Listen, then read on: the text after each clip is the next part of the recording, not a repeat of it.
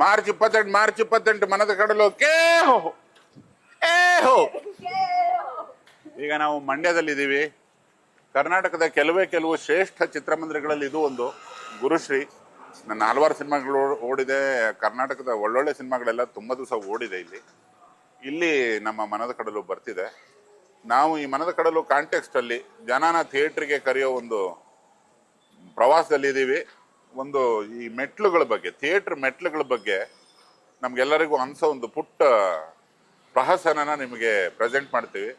ಹೇಗೆ ಅಂದ್ರೆ, ಈಗ ಟಿಕೆಟ್ ಎಲ್ಲ ತಗೊಂಡ್ರು, ಜನ ಒಳಗೆ ಹೋಗ್ತಿದ್ದಾರೆ, ಯಾವುದೋ ಸಿನಿಮಾ ಓಡ್ತಿದೆ ಇಲ್ಲಿ ಒಳಗಡೆ.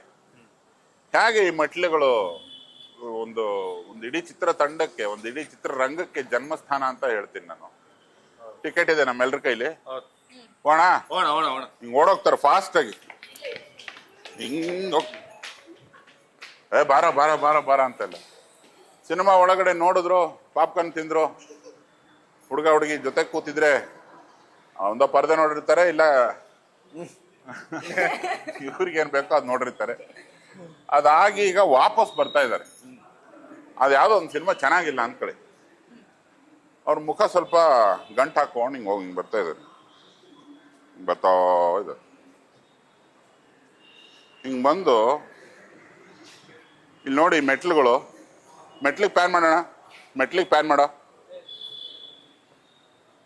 ವಾಪಸ್ ಬಾ.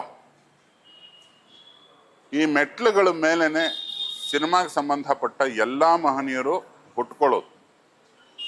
ಈ ಬರವಣಿಗೆ, ಸಿನಿಮಾ ಹೆಂಗಿರ್ಬೇಕು, ಏನು ಎತ್ತ ಅಂತ ಈ ಡೈರೆಕ್ಟರ್ಸ್ ಡಿಸೈಡ್ ಮಾಡೋದಲ್ಲ. ಕ್ಯಾಪ್ಟನ್ ಆಫ್ ದ ಶಿಪ್ ಅವನ್ ಎಲ್ಲಿ ಹುಟ್ಟುತ್ತಾನೆ ಅಂದ್ರೆ ಹಿಂಗ್ ಕಾಲಿಡ್ತಾನೆ, ಇಲ್ಲಿ ನಿಂತ್ಕೊಂಡು ಒಂದ್ಸತಿ ಹಿಂಗ ಅಂತಾನೆ, ಯಾವ ಇವ್ ಸಿನಿಮಾ ಇವೆಲ್ಲ ಯಾಕೆ ಮಾಡ್ತಾರೆ, ಇವನ್ ಯಾವನ್ ಡೈರೆಕ್ಟರ್ಗಿಂತ ನಾನು ಬೆಟ್ರಾಗಿ ಡೈರೆಕ್ಟ್ ಮಾಡ್ತೀನಿ, ನನಗ್ ಬೆಟ್ರಾಗಿ ಕನ್ನಡ ಬರುತ್ತೆ, ನಾನು ಬೆಟ್ರ್ ಕಥೆ ಇದಾವೆ ನನ್ನ ಹತ್ರ, ನಾನು ಯಾಕೆ ರಿಸ್ಕ್ ತಗೋಬಾರ್ದು, ನಾನು ಡೈರೆಕ್ಟರ್ ಆಗ್ತೀನಿ, ಇಂಥ ಸಿನಿಮಾಗಳು ಬರಬಾರ್ದು ಅಂತ ಹೇಳಿ ಈ ಮೆಟ್ಲಲ್ಲಿ ಒಬ್ಬ ಡೈರೆಕ್ಟರ್ ಹುಡ್ಕೊಂಡ್ಬಿಡ್ತಾನೆ.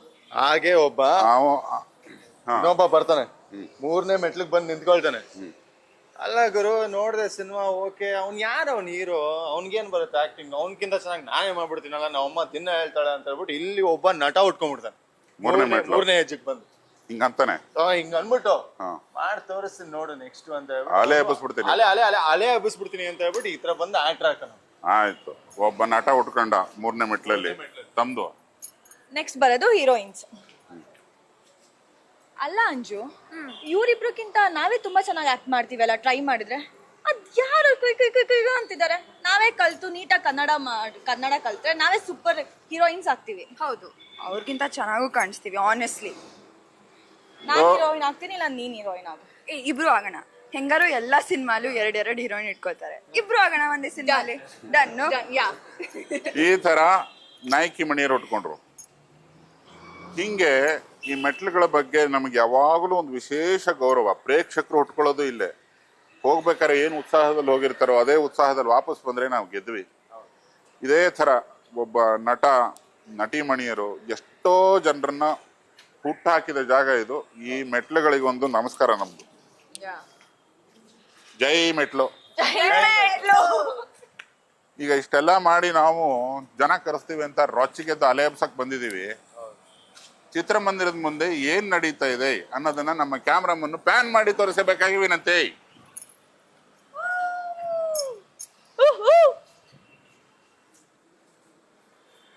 ನೋಡಿ, 1100 ಚಿಲ್ಲರೆ ಕೆಪಾಸಿಟಿ ಇರೋ ಚಿತ್ರಮಂದಿರ. ಒಂದ್ ಸ್ವಲ್ಪ ಪ್ರಚಲಿತ ಸಿನಿಮಾಗಳೆಲ್ಲ ರಿಲೀಸ್ ಆಗಿದೆ. ಒಳಗಡೆ 10-12 ಜನ ಇದಾರಂತೆ. ಅವರು ನಿಜವಾದ ಭಗವಂತ ಯಾರಲ್ಲಿದ್ದಾನೆ ಅಂದ್ರೆ ಆ 10-12 ಜನರಲ್ಲಿದ್ದಾನೆ. ಅಟ್ಲೀಸ್ಟ್ ಬಂದಿದ್ದಾರೆ ಸಿನಿಮಾ ನೋಡೋಕೆ. ಅವ್ರಿಗೆ ಇಲ್ಲಿಂದಾನೇ ನಮ್ದೊಂದು ಧನ್ಯವಾದ. ಈಗ ನನ್ನ ಜೊತೆ ನೀನು ಬಂದಿದ್ಯಾ, ಹೆಂಗೆ ಜನ ಹೆಂಗೆ ಏನ್ ಕತೆ ನೋಡಿ ಇವಾಗ ಅಂತ ಹೇಳಿದೆ ನೀನು. ಈ ಬಯಲುಗಳು ತುಂಬಬೇಕು ಲೋಕೇಶ್. ಇದು ನನ್ನ ಉದ್ದೇಶ ಒಂದೇ ಅಲ್ಲ, ಇಡೀ ಉದ್ಯಮದ ಉದ್ದೇಶ ಕೂಡ ಆಗ್ಬೇಕು ಅನ್ನೋದು ನನ್ನ ಒಂದು ಸಣ್ಣ ಆಸೆ. ಈ ಬಯಲುಗಳು ತುಂಬಬೇಕು. ಈ ಕಡಲು ಅನ್ನೋ ಪದ ಇಟ್ಕೊಂಡ್ಬಿಟ್ಟಿದ್ವಿ, ಮನದ ಕಡಲು. ಮತ್ತೆ ಆ ಜನಸಾಗರ ಚಿತ್ರಮಂದಿರಗಳಿಗೆ ತುಂಬಬೇಕು. ನಾವು ಎಲ್ಲ ಸೇರಿ ಗುದ್ದಾಡಬೇಕು ಅನ್ನೋದು ನನ್ನ ಒಂದು ಕೋರಿಕೆ. ಈ ಕೈ ಜೋಡಿಸಿರೋ ನೀನ್ ಬಂದಿದ್ದೀರ ಬೆಳಗ್ಗೆ ಜೊತೆಗೆ ಎದ್ದು, ನಿನಗೊಂದು ನಮಸ್ಕಾರ.